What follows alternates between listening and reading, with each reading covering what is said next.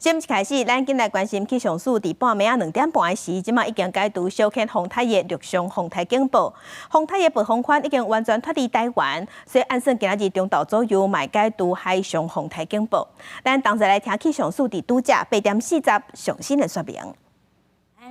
中央气象署在今天早上2点半的时候解除了西北太平洋上第14号台风小犬的陆上台风警报。如果未来台风移动的方向、速度甚至强度减弱的状况，如我们所预估的话，我们将在中午前后解除海上台风警报。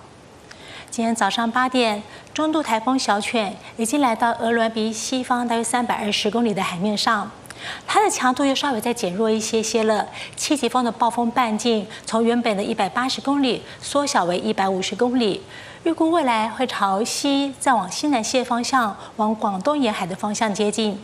由于它目前还在影响到台湾海峡、巴士海峡以及东沙岛海面，所以我们目前还是针对这些海面发布海上台风警报。目前小犬台风它的外围环流带来的云系，一样是一波波的移进基隆北海岸东半部地区，还有屏东这些南部地区。然后这一波波的云系中，一样注意到有些局部的深红色的这些小的雷达回波，而这些雷达回波只要移动到我们上空，就会带来瞬间的强降雨。清晨到目前为止，花东以及恒春半岛有出现每小时30-40毫米的降雨。今天虽然降雨缓和，可提醒大家，今天在这样一波波云系已经的状况之下，基隆北海岸东半部地区、恒春半岛以及屏东还是整天断断续续下着雨，其他各地的雨就会随着云系移近，有一些零星短暂降雨的现象。而所下的雨在基隆北海岸东半部一直到屏东会出现局部性的大雨，